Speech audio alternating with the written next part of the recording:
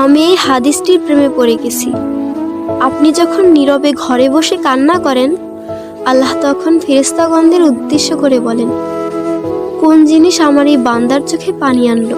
ফেরেশতাগণ বলেন, আপনার বান্দা সুখে নেই, আপনার বান্দা অনেক দিন হাসেনি।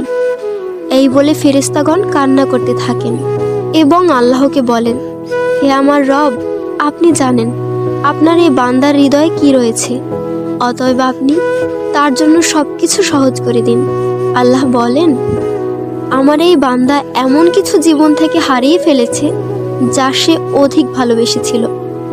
অতএব আল্লাহ বলেন, আমি শপথ করছি, আমার বান্দা তার জীবন থেকে যা হারিয়েছে এর চেয়ে উত্তম জিনিস তাকে এনে দেব, যা দেখে দুনিয়া ও আখিরাতের সবাই বিস্মিত হবে। আলহামদুলিল্লাহ।